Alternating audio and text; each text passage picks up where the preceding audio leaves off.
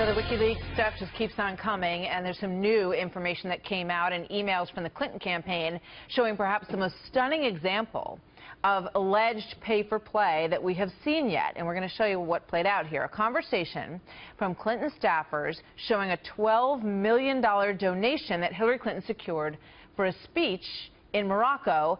And this, trade-off for the speech and the money was arranged by Hillary Clinton, according to these emails. Top aide Huma Abedin writing, "She created this mess, and she knows it." Now, the reason they're calling it a mess is because it was right after she announced that she was going to run for president, and the speech was going to take place inside the window of running for president. So let's bring in Tony Sayegh, Republican strategist and Fox News contributor, and Julie Roginsky, Fox News contributor and Democratic strategist. Hi, you guys. Good morning. Good morning. To go over here. Good to have you both here. Let's put up this full screen from Robbie Mook, which goes into a little bit more detail here. Came up on our call with HRC, he says, referring to the arrangement to go do this speech for $12 million. And he goes on to say, John flagged the same issues we discussed, Huma. HRC said she is still considering. Abedin replies, the condition upon which the Moroccans agreed to host the meeting was her participation. This was HRC's idea. Our office approached the Moroccans, and they 100% believe they are doing this at her request. The king has personally committed approximately $12 million. Tony, your thoughts?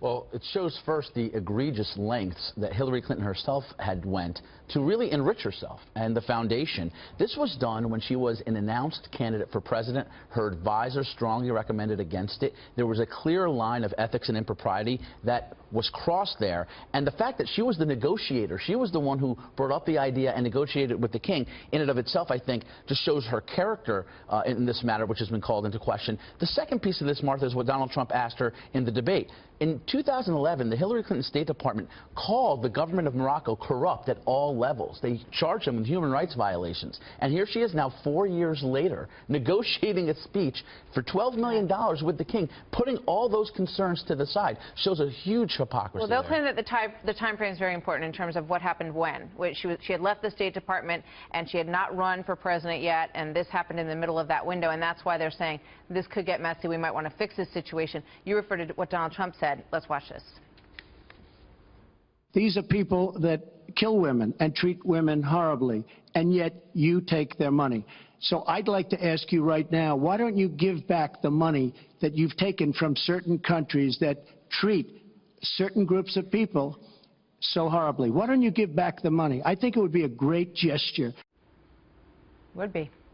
Well, first of all, that money was going for charity. It wasn't going to enrich her. I want to be very clear on that. Look, I've been very critical about her involvement in the foundation. I think the foundation should never have been set up in the first place because she was a senator.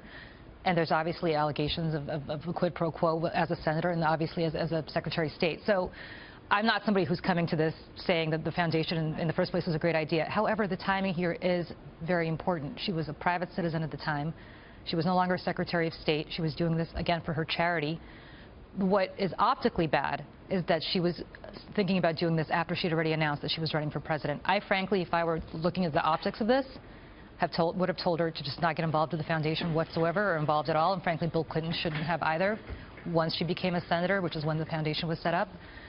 But having said that, that's optics. That's not ethics. But what we haven't seen in the past is her direct involvement and this back and forth that shows you just how fuzzy the lines are between the foundation and the State Department. And when Huma Abedin says our office, we're not even sure which office she's talking about. She's talking about State Department? She's talking about Hillary Clinton? Well, this was after State.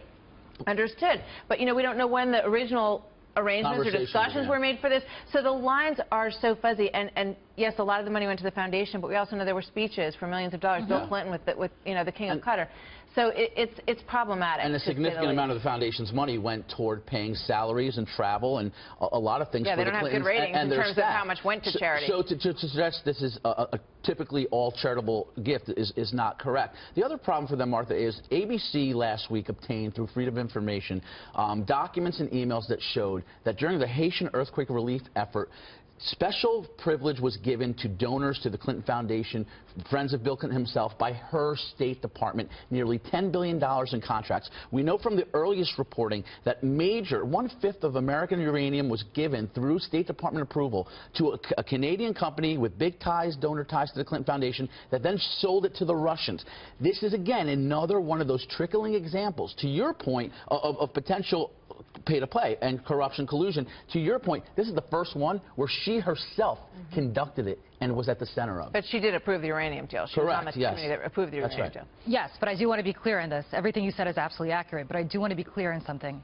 She did this 2 or 3 years after she left the State Department as a private citizen, and that is a huge distinction to be made when it comes to corruption. Correct, but she had announced running for president. But she had announced running for president, which, again, optically, as you and I both know, because we work in the optics business with politicians, is a really bad decision to have made. But nevertheless, it's not illegal. It is not even unethical. It's just bad optics. Well, had she done this at the State Department, I think that's a whole different story. But, you know, I mean, I just think Donald Trump, he makes a valid point. When you look at some of these governments and the way they treat gay people, I mean, we've seen horrific videos. People being thrown off the roofs of buildings, women being stoned for adultery, and Hillary Clinton, you know, has built her whole career on improving the lives of women and children, she claims. And then you look at these instances, and to be okay with taking money from some of these countries is something that the American people have to decide. I do want to say this real quickly about Donald Trump. He takes a lot of money from Russia, according to his own son and his businesses. It's a private businessman. No, it was a private businessman. Totally different. Yeah. No, it's not different, because the Russians have awful, awful human rights records, and he has no problem taking their money. It's not different. No one has done more business with the Russians than the Hillary Clinton State Department and the Clinton Foundation. What are you talking about? They absolutely have. It's part of the public record. That's why you have to do the Russians Stick around State for part Department. 2 another day, because we're way over. You guys, thank you very much. Good to see you both.